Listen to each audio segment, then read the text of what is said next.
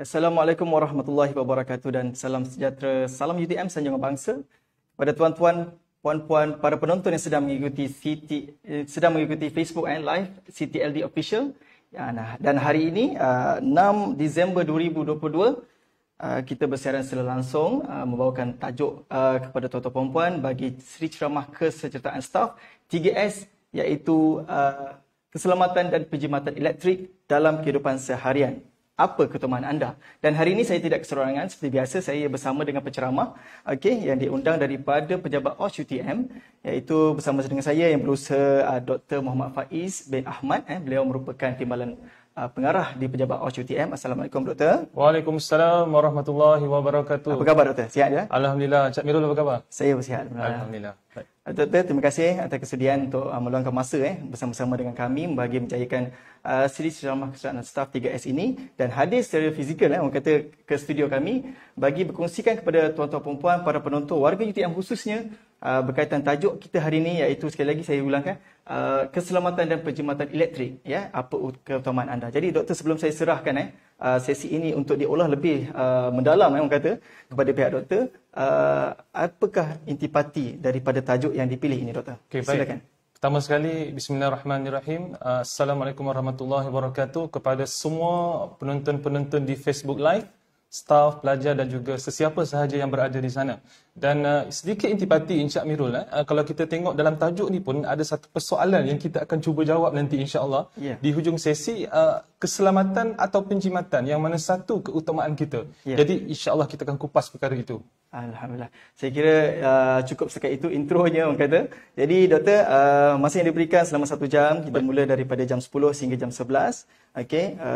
Saya serahkan sesi ini seterusnya untuk Doktor kupaskan lebih lanjut berkaitan tajuk kita hari ini, 6 Disember 2022, keselamatan dan penjimatan elektrik dalam kehidupan seharian. Apa keutamaan anda? Silakan Doktor. Baik, terima kasih Encik Mirul, rakan kita. Alhamdulillahirabbil alamin, wassalatu wassalamu ala asyrafil anbiya'i wal mursalin wa ala alihi washabihi ajma'in. Rabbi shrah li sadri wa yassir li amri wahlul 'uqdatam min lisani yafqahu qawli, amma ba'du. Baik tuan-tuan, kita tengok kepada tajuk yang dikupas pada hari ini, iaitu keselamatan dan penjimatan elektrik dalam kehidupan seharian. Apa keutamaan kita sebenarnya? Elektrik ni kita tidak boleh lari sebenarnya. Di mana saja kita berada, contohnya di pejabat, di UTM ataupun di mana sahaja. Tenaga elektrik ni satu perkara yang memang menjadi satu daripada keperluan utama dalam kehidupan kita sekarang, jadi keperluan asas. Bila kita balik ke rumah juga begitu. Kita memerlukan tenaga elektrik. Jadi kita tidak boleh lari daripada isu sama ada keselamatan elektrik itu lebih penting ataupun penjimatan elektrik itu yang lebih penting. Yang mana satu kita nak utamakan, yang kadang-kadang kita pun tidak pasti yang mana satu perlu didahulukan ataupun dikemudiankan. Tetapi sebelum kita pergi dengan lebih lanjut, para penonton sekalian, suka juga untuk saya kita kupas dahulu. Apa sebenarnya, Cik Syafiq, kita tengok tentang elektrik ni. Yang mana kalau kita tengok dari segi maksudnya itu, elektrik ni dia adalah satu tenaga, ataupun kuasa elektrik yang mana bila kita jana, ada yang dikeluarkan, dihantar, diagih, dibekalkan atau kita gunakan bagi apa-apa maksud kecuali bagi maksud penghantaran apa-apa komunikasi atau isyarat. Sekarang ni pun banyak orang sebut sebagai kereta elektrik. Jadi adakah itu termasuk dalam tu? Ya. Sebab dia adalah merupakan kuasa elektrik yang dijana untuk membuat sesuatu pekerjaan. Dan hidup dan bertenaga ni juga maksudnya adalah voltan yang wujud di antara apa-apa konduktor. Baik. Dari segi sudut keselamatan, dari sudut safety, kita lihat keperluan tenaga elektrik ini dia merupakan satu hazard ataupun bahayalah. Yang mana kalau kita katakan sebagai satu yang pertama dia tidak nampak. Yang kita dapat lihat adalah hasilnya sahaja. Contohnya kita buka Swiss, lampu menyala. Dan yang kedua dia tidak ada bau. Dia bukan macam yang asap sebagainya, dia tidak ada bau. Yang ketiganya senyap. Jadi ketiga-tiga elemen ini yang saya merahkan itu, dia adalah merupakan satu daripada bahaya yang sentiasa mengundang dan berada di sekitar kita bagi pengguna-pengguna elektrik. Dan yang ini juga penting tuan-tuan dan juga penonton sekalian. Yang mana kalau kita lihat tenaga elektrik kita ni, banyak orang kata kena ada konduktor besi logam. Sebenarnya tuan-tuan, air juga, badan kita juga dia boleh mengalirkan bahan pengalir atau konduktor yang boleh memberikan kita satu charge sekiranya berlaku kebocoran arus dan sebagainya. Dan kita lihat juga contoh bahan yang penebat, kayu, plastik, kaca dan getah, itu merupakan bahan yang tidak boleh mengalirkan elektrik dan boleh jadikan sebagai insulation ataupun penebat. Dan ini kalau kita lihat juga, kalau dari sudut bahayanya itu, kita dah tahu tentang dia punya elemen tidak nampak, tidak senyap dan juga tidak ada bau. Yang antara punca yang mana berlaku dalam kebanyakan kes-kes yang berlaku di sekitar kita, iaitu penebat yang kurang baik. Sama ada kebocoran atau sebagainya. Ataupun pembumian itu, earth dia tu, yang kurang sempurna. Dia bukan tidak ada, tetapi tidak sempurna. Sebab itu tuan-tuan, bila kita berpindah di ke kawasan kediaman yang baru, antara perkara yang perlu kita kenal pasti adalah kaedah pendawaian pembumian itu, adakah dibuat dengan sempurna. Dan yang ketiga, penggunaan pemutus litar. Yang ini juga penting. Dan kalau kita tengok juga, kesan-kesan. Ni Encik Syafiq, kalau kita tengok kesan-kesan ni, yang paling kita takut lah. Yang pertama, yang dia sedikit je lah, kejutan lembut. Ini macam orang kata kena renjatan kecil-kecil lah macam tu. Sebab itu ramai kalau chargeman ataupun wireman, mereka kata lazimnya kalau mereka bekerja sebagai chargeman, kalau tak kena yang kejutan lembut ni memang bukan chargeman lah. Itu common kalau kita berbual dengan mereka-mereka yang pakar ni. Tetapi yang itu sebenarnya tidak bahaya. Yang 7 mA pun tidak bahaya. Tetapi yang bahayanya jikalau melebihi sehingga 20, 70 boleh menyebabkan risiko kematian.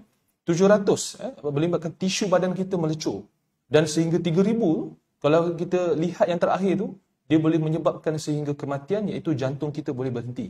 Jadi ini antara arus yang perlu kita jaga-jaga sekiranya kita dalam kalangan sama ada staff ataupun penonton di luar sana yang memang bekerja rutin sepanjang masa sebagai mereka yang terdedah dengan renjatan ataupun arus elektrik ini. Baik, kita tengok dulu statistik. Statistik ni tuan-tuan, dia memberikan satu kita macam muhasabah lah Encik Syafiq, peringatan lah. Kalau kita tengok ni, walaupun ini tahun 2019, pada ketika itu zaman COVID, iaitu ada 1005 kematian. Kecederaan, ada 506 kes. Tetapi saya suka nak tengok yang bawah tu. Yang ini banyak dalam kalangan kita, termasuk saya sendiri Encik Syafiq, iaitu di kawasan apa tu, pengusaha dobi. Yang ini, khususnya dobi layan diri ni yang beroperasi 24 jam. Kalau kita tengok daripada infografik oleh bernama ni, dia beritahu situ sebenarnya di pengusaha dobi ni mereka perlu beroperasi memenuhi keperluan yang ditetapkan oleh Akta Bekalan Gas 1993 dan juga Peraturan Gas 1997. Dan kelulusan yang mereka perlukan adalah perlu memasang, kelulusan mengendali dan lesen oleh ST. Yang ini kita kena pastikan dululah. Sebab kita tidak mahu, kita sebagai pengguna, menggunakan kawasan tersebut dan akhirnya kecelakaan itu menjadi asbab kepada kita pada hari dan tempoh yang tidak eloklah untuk kita. Sebab ada beberapa kes, kalau kita buka di akhbar-akhbar, banyak ada beberapa kes yang dobi-dobi ini mempunyai masalah dari segi pendawaian contohnya, yang memberikan kesan kepada kita sebagai pengguna langsung kat situ. Baik. Sedikit lagi, kalau kita tengok juga, ini infografik daripada TNB, Tenaga Nasional Berhad. Yang mana jikalau kita tengok kat sini, berlaku renjatan apabila kita ataupun seseorang itu tersentuh atau terdedah kepada punca elektrik. Yang tadi kita pun dah faham, dia tidak nampak, tidak ada bau, dia senyap. Maka yang inilah antaranya risiko yang terdedah kepada mereka-mereka yang lazimnya bekerja dengan elektrik. Tetapi kita tidak lupa juga yang kedua tu, iaitu boleh menyebabkan kecederaan. Yang ini yang paling kita khawatir sekali. Terutamanya dalam kalangan kita sebagai pengguna. Kalau di pejabat contohnya. Mana-mana mereka yang bekerja di makmal ataupun bengkel yang menggunakan arus elektrik yang tinggi ataupun voltan tinggi untuk mesin ataupun untuk peralatan dan sebagainya, maka perkara-perkara ini perlu dititik beratkan oleh mereka yang menggunakan alat-alat tersebut. Baik. Yang ini juga saya tambah daripada TNB, mereka maklumkan antara aktiviti-aktiviti harian yang kita kehidupan seharian kita yang tidak dibenarkan, tetapi yang inilah yang kita suka buat, iaitu kawasan yang berdekatan dengan apa? Dengan talian voltan tinggi, pencawang lah, maksudnya yang berdekatan dengan tu, kita lihat membawa peralatan panjang seperti galah, ini juga bahaya sebab atas tu kita ada kabel berarus voltan yang tinggi.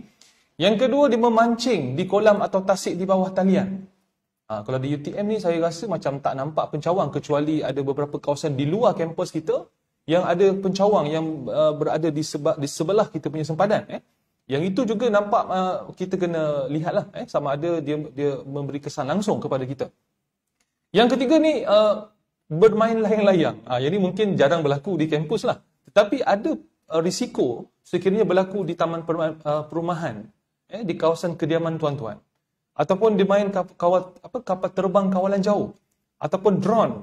Drone ni sekarang, Cik Amirul, dia satu trend lah. Yeah. Trend yang mana kita suka, semua orang mampu beli.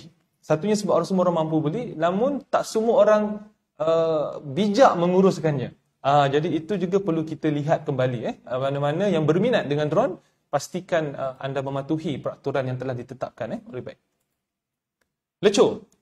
Ini kita lihat dari segi gambar yang lazim kita selalu dengar. First degree burn, second degree burn, third degree burn. Jadi kalau kita tengok dari segi first degree burn ataupun lecur tahap pertama, yang ini biasa macam orang yang terkena benda-benda panas lah, kena cerik elektrik sebagainya, maka dia menjadi tanda kemerah-merahan sahajalah. Kalau second degree, yang ini dia menyebabkan kulit kita sehingga boleh mengelembung. Dia jadi tahap terbakar tu ada macam cecair kat dalam tu. Ini dipanggil sebagai second degree. Yang ketiga yang paling kita tidak mahu berlaku, lecur hingga ke bahagian dalam organ kita, dalam tubuh kita, yang menyebabkan akhirnya apa? Otot kita tu gagal berfungsi ataupun organ itu gagal berfungsi. Maka lecur yang kat sini dia paling teruk lah. Level yang paling teruk. Dan yang ini memang memerlukan pakar untuk memulihkan dia. Kalau ikutkan apa yang pernah kita tanya, yang third degree ni dia tidak rasa seperti mana sakit yang 1 dan 2. Tetapi dia punya sakit tu di bahagian dalam. Dia boleh menyebabkan hilang kefungsian otot dan organ dan sebagainya. Okey. Kita dah tengok bahaya. Kita dah tengok juga kesan second degree, third degree. Jadi sekarang kita nak tengok juga apa langkah-langkah umum semasa nak gunakan elektrik. Yang pertama, para penonton sekalian, kita kena tengok. Jangan kita sentuh wayar elektrik atau alat elektrik dengan tangan yang basah. Tadi kita dah tengok air juga pengalir. Badan kita juga pengalir. Konduktor besi logam juga pengalir. Maka semua itu kita cuba elakkan. Jangan guna penebat yang dah tak ada. Ini common sense lah. Kalau dah tak ada tu janganlah kita guna. Terutamanya bagaimana kita pergi ke hotel-hotel contoh. Ataupun kita sebagai pengguna makmal, ataupun pelajar-pelajar yang menggunakan makmal atau bengkel, nampak ada peralatan yang penebatnya telah pun tertanggal ataupun kita macam ada risiko, maka jangan guna. Yang ketiga, jangan bermain lah. Itu komanja. Jangan guna palam elektrik yang telah retak atau pecah. Yang ni tuan-tuan balik nanti tengok di pejabat masing-masing, tengok di rumah masing-masing, ada tak soket ataupun palam elektrik yang retak, apatah lagi yang telah pecah, perlu kita segera ganti.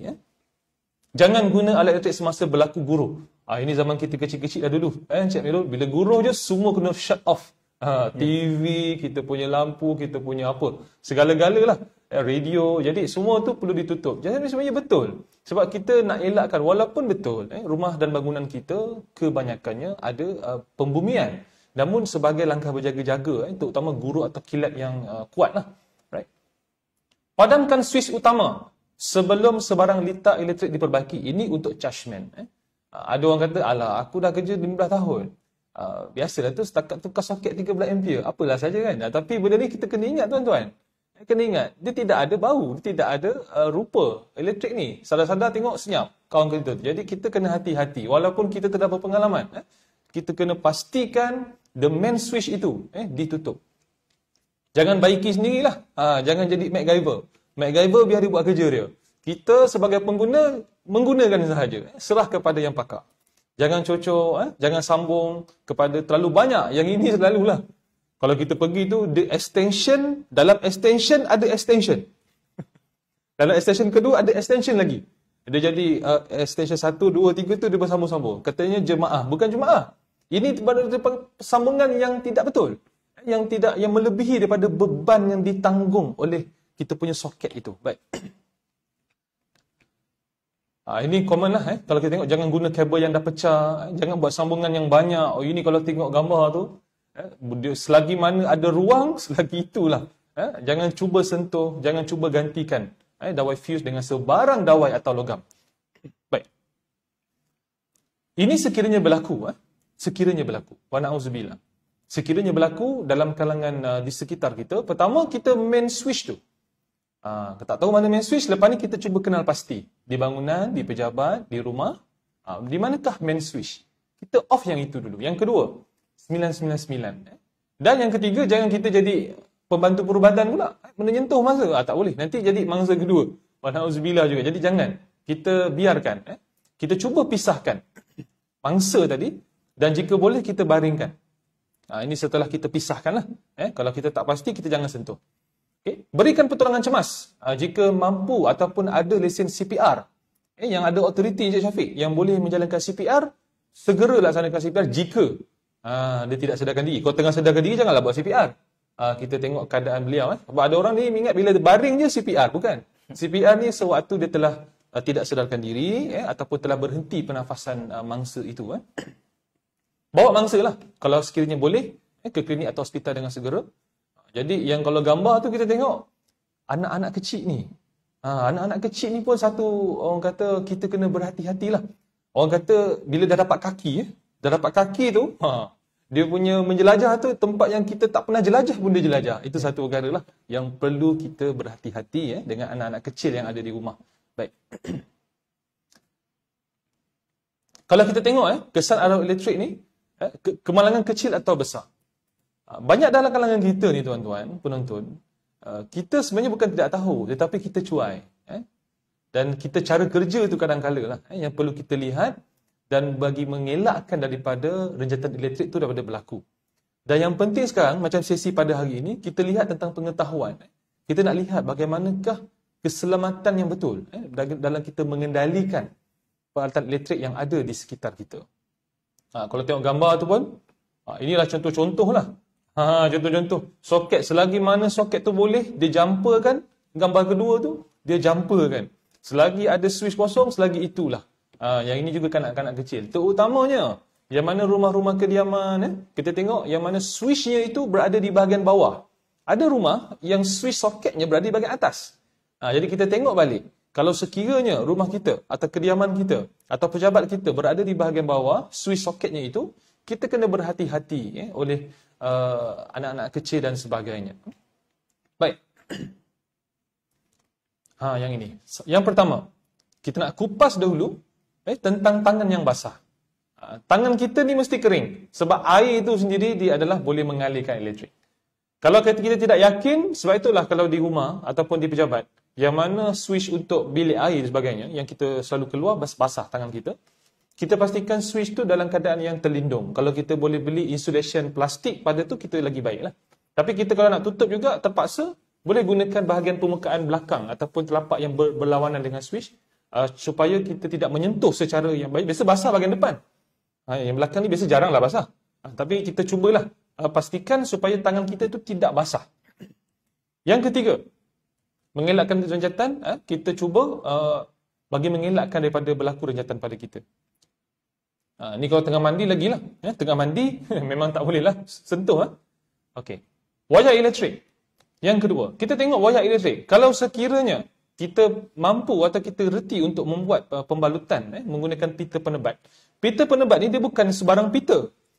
Dia kena gunakan pita penebat lah. Ataupun dalam bahasa yang biasa kita guna, ada satu brand kita panggil sebagai Lloyd tape. Tuan-tuan boleh tengok juga. Dia satu ataupun bagi black tape untuk kita jadikan dia sebagai pita penebat. Balut dengan rapi. Okay, kalau sekiranya perlu untuk kita buat. Okay, sepenuhnya. Dan jangan atau elak. Yang ini kita tengok balik. Dekat pejabat kita, dekat rumah kita. Ada tak kabel-kabel yang berada di bawah kapet? Atau di bawah perabot? Kerana yang ini tuan-tuan, dia boleh jadi panas. Dia jadi panas dan bila terdapat elektrik mengalir, boleh menyebabkan ada risiko lah. Kebakaran. Yang itu boleh ada risiko. Jangan buat sambungan yang banyak pada satu soket. Dia menyebabkan bebanan yang over. Dan peralatan elektrik ni sebenarnya dia akan cuba rebut-rebut untuk dapatkan kuasa yang diperolehi daripada tenaga tadi. Baik. Bilik mandi lah. Bilik mandi juga kita kena lihat. Kalau di pejabat mungkin kita bilik air lah. Elakkan peralatan elektrik kita berada dekat dengan kawasan-kawasan air contohnya. Dan kita tutup soket. Pada tangan kita, setelah tangan kita tu kering, barulah kita gunakan switch ataupun soket. Water heater sekiranya ada. Tapi sekarang kalau di rumah, kebanyakan telah ada water heater, tutup switch. Banyak orang kadang-kadang dia kata tak apalah, petang nanti nak pakai lagi. Bukan. Dia water heater ni dia menggunakan kuasa yang besar. Maka kita tutup switch selepas kita guna setiap kali lepas kita habis. Dan salah satu daripada tanda-tanda, kita kalau kat rumah mungkin ada water heater, tuan-tuan boleh tengok ataupun check lepas ni. Yang pertama, tanda-tanda kita punya water heater. Water heater tu bukan cerik, water heater yang mandi tu, pancur mandi tu, shower tu. Yang mana dia dah ada mula simptom. Simptom pertama kita tengok, air menitis. Sepatutnya tak boleh menitis. Kalau sekiranya ada air yang menitis, tuan-tuan perlu check adakah menitis itu di tempat yang sepatutnya atau apa. Kita perlu periksa. Yang kedua, ada berlaku pengeratan. Yang jika kalau ini berlaku, kita kena cek juga ataupun kita kena pastikan adakah ia telah berlaku kerosakan awal. Yang ketiga, ada bekas-bekas terbakar, ada bekas-bekas lecur, ada bekas-bekas burn dekat kawasan-kawasan yang tak sepatutnya ada. Maka yang ini juga salah satu simptom yang kita khawatir water heater tu kita telah rosak. Yang keempat ni, bunyi popcorn, bunyi letup-letup kan, iaitu bunyi motor pump, mana yang gunakan motor. Dia punya bunyi masa beli dulu dia senyap je. Silent motor katanya. Bila dah sampai 3-4 tahun, bunyi motor tu bunyilah kuat. Sampai jiran pun dengar. Itu mungkin salah satu daripada simptom awal untuk dia bagi kita signal. Sampai satu peringkat, ada yang berlaku, yang mana pemasangan water heater dalam bilik air tu dibuat oleh chargeman yang tidak bertauliah, menyebabkan bila kita mandi, kita rasa ada renjatan halus. Yang awal tadi yang kata ada macam cubit-cubit sikit kan. Yang itu tuan-tuan kena periksa. Kemungkinan dia punya sambungannya tidak betul oleh chargeman yang tidak bertauliah. Sekiranya ada, kita cuba periksa lepas ni. Kalau memang ada rasa macam orang kata ada karen-karen kan. Yang itu sangat bahaya tuan-tuan. Tuan-tuan kena cek balik adakah pemasangan pendawaian itu betul oleh chargeman yang bertauliah. Ada leakage kan? Dia mungkin ada leakage. Yang mana kebocoran arus yang halus tadi. Dia tidak sampai itu tetapi ada risiko. Itu kita paling risau. Baik. Yang ini menarik ni. Siapa kat rumah kita tak ada water filter? Saya rasa semua rumah sekarang hampir satu rumah satu water filter. Yang ini saya highlightkan, tutup dia punya nama lah. Yang ini berlaku. Terbakar. Yang mana water filter tu tak pasti macam mana penggunaannya, tetapi telah dikeluarkan oleh Public Health. Mengatakan bahawa jika tiada bekalan air, kalau macam di Johor, SAJ lah, syarikat air Johor, contohnya dia ada gangguan bekalan air, kita kena tutup switch. Sebab apa? Kita punya water filter kita ni, dia ada tempat pemanas air untuk dia dapatkan air yang suhunya bukan 100, biasanya 80, 82. Dia tidak sampai mendidih. 80, ada yang sampai 50 atau 70, dia ikut level. Tapi paling tinggi pun 80 ke 85 macam tu. Tapi masih panas. Kalau kena pun boleh melecur. Jadi pemanas air punya fungsi tu, dia masih akan on. Air dah tak masuk. Bila dia on, dia bukannya ada signal ke sensor. Jadi bila dia sentiasa on, berlaku overheating. Saya pernah bertanya, kalau setakat 1 jam tak ada, setengah jam, it's okay. Tapi kalau sepanjang hari, contohnya 12 jam, yang ini kena off. Sebab apa? Kita punya pemanas air tu akan ada risiko overheating, dan air tak ada kat situ, maka dia akan overheat apa yang ada kat sekitar dia. Yang ini kita paling khawatir. Apatah lagi, kita pergi bercuti, tak tutup pula water filter. Ini lebih harulah. Wa na'udzubillah, kita elakkan. Baik. Renjatan elektrik water heater. Ini yang saya sebut tadi. Di bilik mandi. Kita kena pastikan pemasangan water heater mengikut peraturan yang telah ditetapkan dan dipasang oleh chargeman yang bertauliah. Ini tandas kondominium meletup terus. Tak payah kata water heater, dia terus meletup.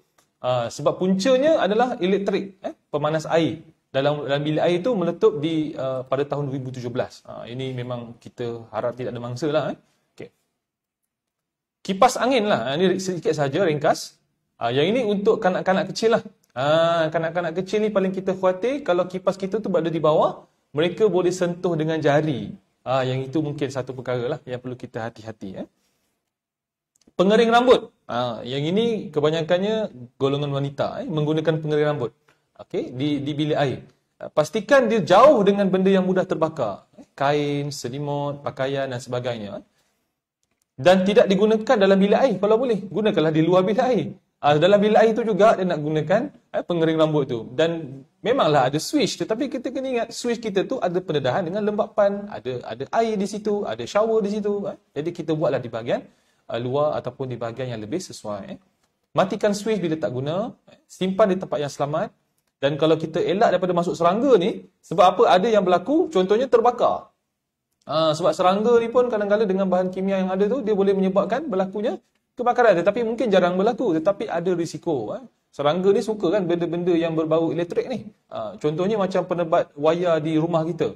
Kadang-kadang tiba-tiba berlaku lintah pintar. Rupa-rupanya dah dimakan oleh semut. Sebab rupanya bila kita tanya kepada pihak-pihak yang tertentu, yang pakar, mereka kata sebenarnya serangga ni, macam semut, mereka suka bau wayar tu. Bau wayar yang baru tu ada satu sense yang menyebabkan serangga ni suka gigit. Lama-lama bila gigit-gigit, dia tumbuh badan, jadi dia akan menyebabkan short circuit. Sama juga macam tikus sebagainya tu, serangga-serangga itu mereka suka. Macam kata senang suka makan lah.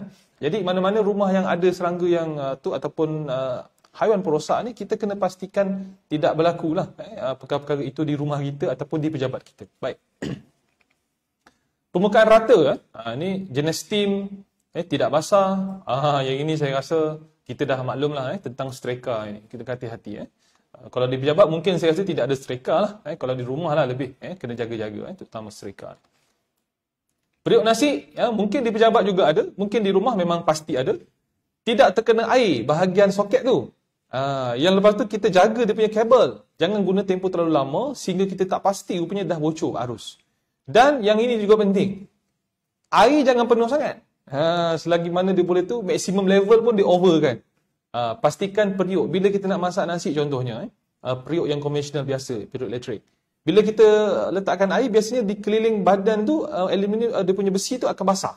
Kita tahu tadi, logam, dia basah. Dia ada cas. Jadi kita kena keringkan dulu.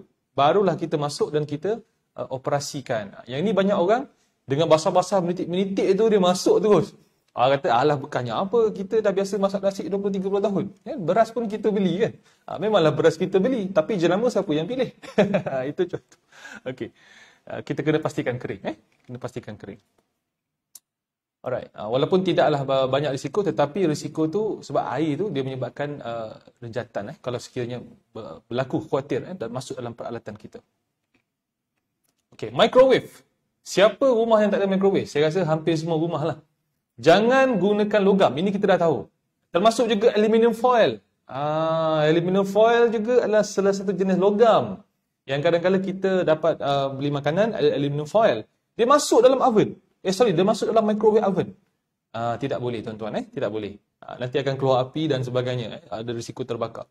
Telur juga sama. Jangan masuk. Kacang sebagainya. Sebab dia boleh ada risiko menyebabkan letupan. Tidak digalakkan. Kita masak telur kat situ. Masak telur dekat kuali lah. Jangan guna microwave lah sebaik-baiknya. Sebab risiko. Jangan biar tanpa kawalan. Jangan letak foil, aluminium, metal sebagainya. Ini risiko-risiko yang perlu kita hati-hati semasa menggunakan microwave. Pengisar makanan, contohnya pengisar makanan ni blender lah. Saya rasa kebanyakan rumah kita ada. Dan pastikan muatan dia, tanggalkan soket dan lain-lain. Okay. Peti sejuk juga, matikan jika tak guna dalam tempoh yang lama. Contoh kita nak pergi bercuti, 2 minggu, seminggu, matikanlah sahaja. Kalau kiranya tempoh yang agak lama. Cuci dengan bersih segala makanan dan minuman. Baik. Ini adalah mesin pencuci dan pengering. Yang mana kat rumah kita, kadang-kadang sekarang ni rumah ada yang menggunakan dryer. Bukan saja mesin basuh, tapi juga ada pengering. Maka yang pengering ini juga kena lihat masa yang digunakan, suhunya, panduan. Cek dan periksa berkala. Kalau perlu servis, kita servis. Setahun sekali, 2 tahun sekali, tukarkan hosnya. Leveling tu, leveling ni ramai orang tak buat. Apa leveling tu? Dia punya level mesin basuh tu. Bila level dia sengit contohnya, maka dia akan basuh dan dioperasikan dalam keadaan yang dia awkward position dia. Jadi dia akan menyebabkan kerosakan, gegaran yang luar biasa. Maka leveling juga kita perlu cek dan periksa lah. setahun sekali atau 2 tahun sekali pada mesin basuh kita. Right. Ini juga penting.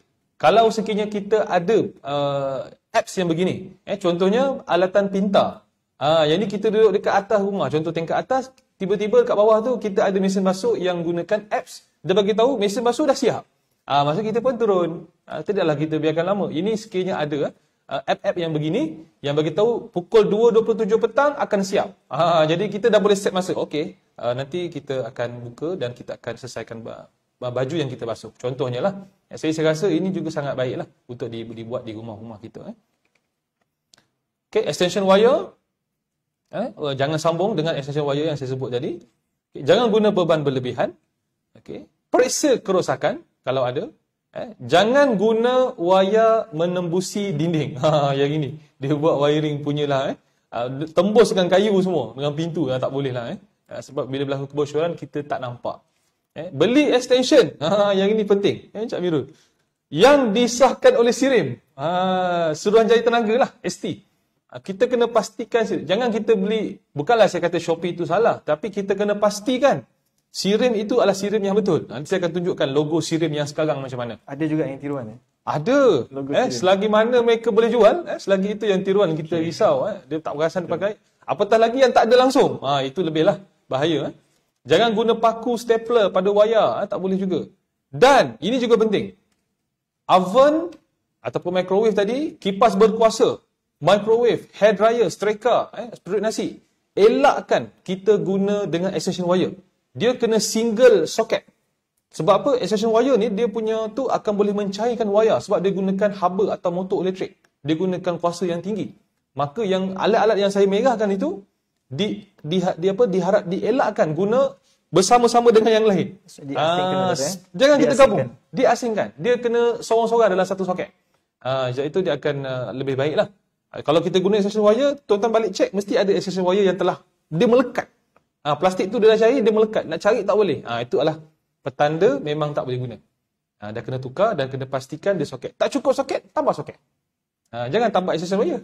Tambah soket dinding kita tu. Supaya dia menjadi single pada setiap satu tu. Okey. Yang ini.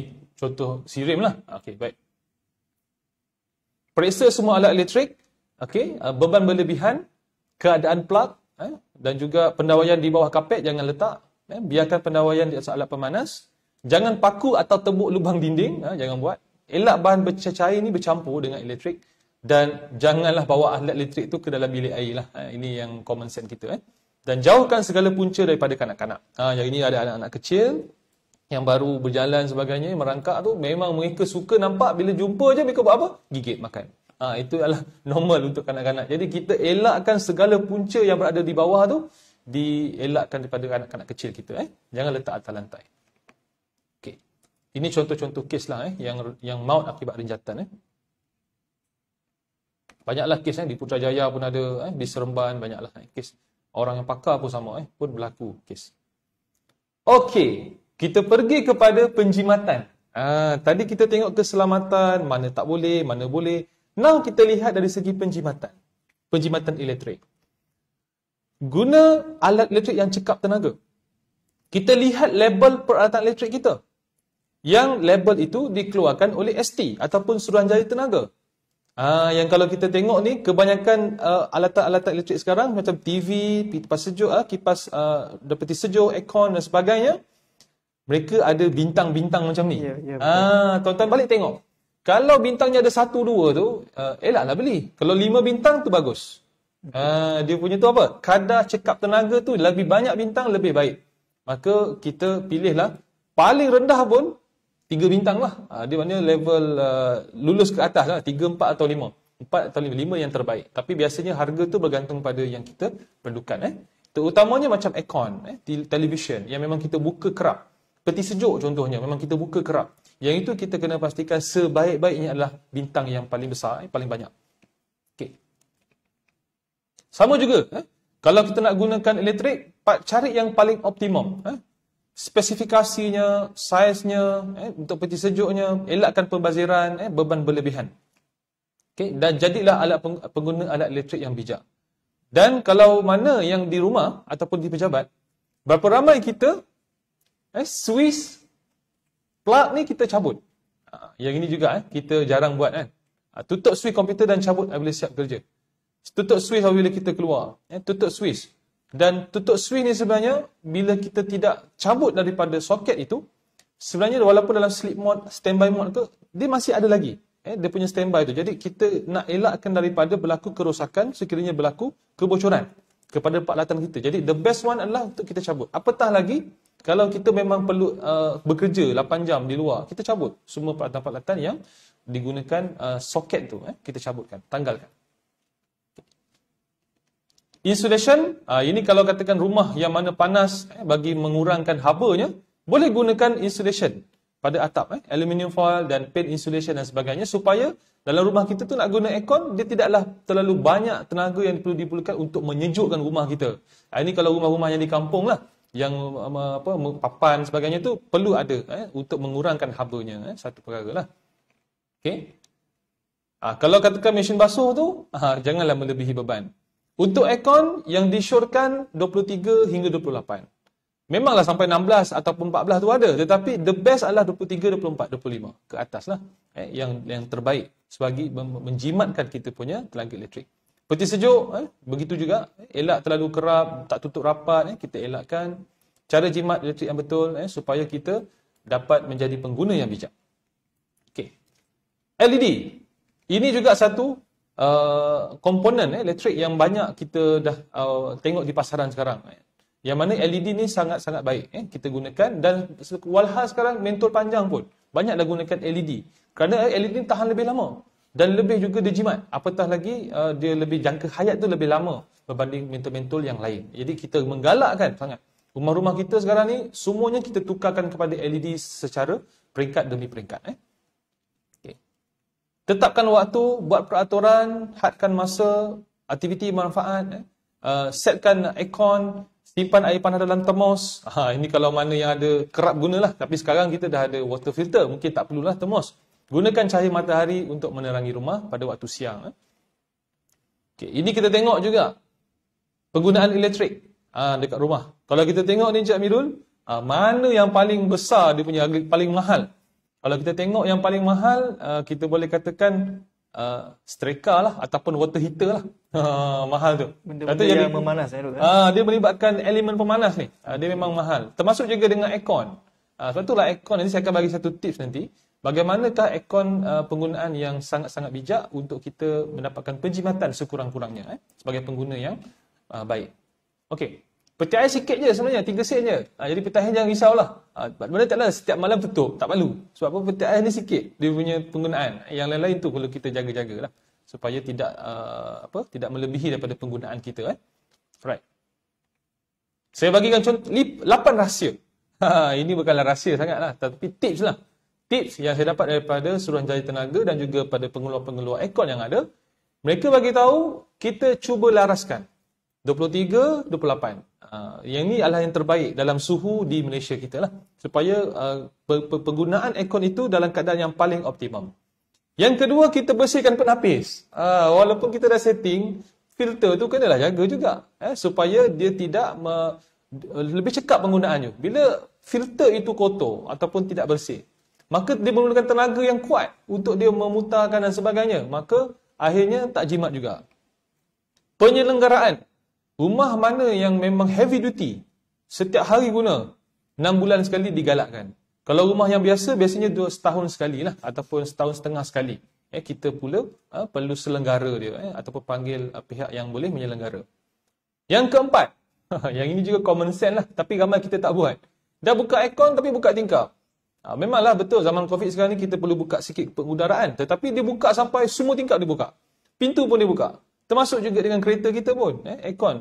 Kita tidak digalakkan. Bila dia terbuka, kompresor tu akan sentiasa bekerja untuk memenuhi suhu yang kita set up. Maka dia akan tidak jimat lah.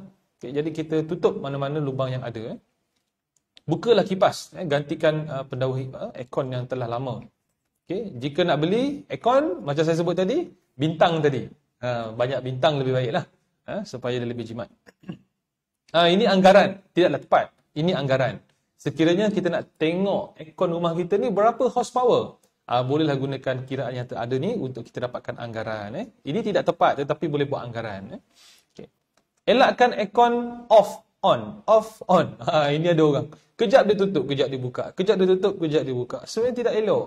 Tidak elok. Sebab bila nak on mula tu, dia memang akan perlu menjanakan kuasa ataupun tenaga yang sangat tinggi. Dan kalau katakan dah sejuk, kita tukar kepada mod yang ada yang lebih sesuai. Mod dry contohnya. Mod fan contohnya. Yang lebih baik.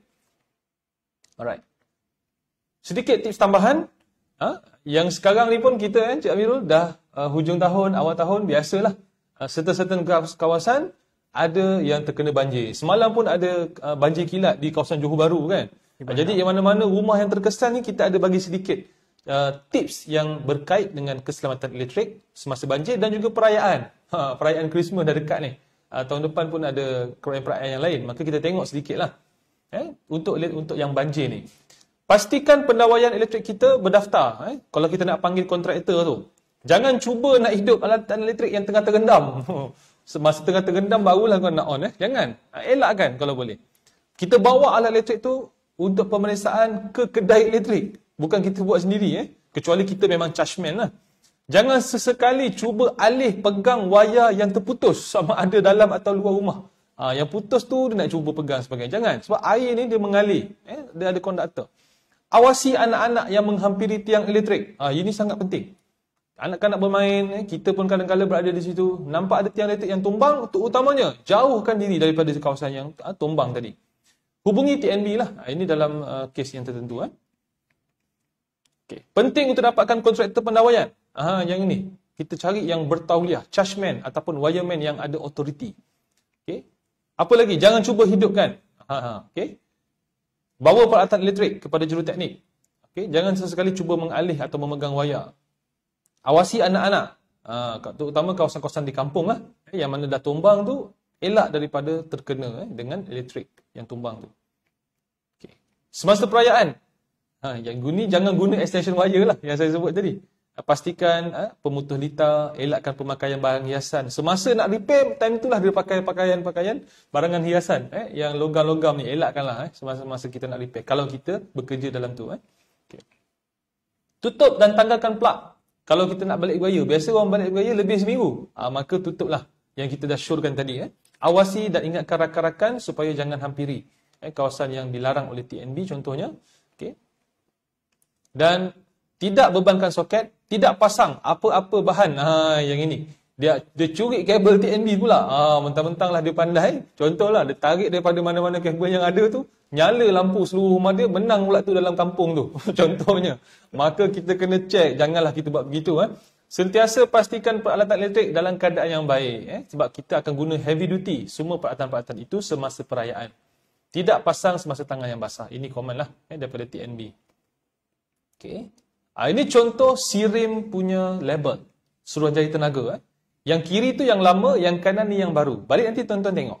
Ada tak peralatan kita, contoh extension wire, peralatan-peralatan elektrik kita, ada tak label macam ni? Kalau yang ada QR code ni, dia akan lebih baiklah. Sebab apa? Dia telah dikeluarkan pada bulan Februari lepas oleh SIRIM ni. Maka dia dah siap dengan QR code. Yang ini yang latest. Kalau yang kiri tu mungkin yang peralatan yang tahun lepas ni lah. Dia masih pakai yang lama.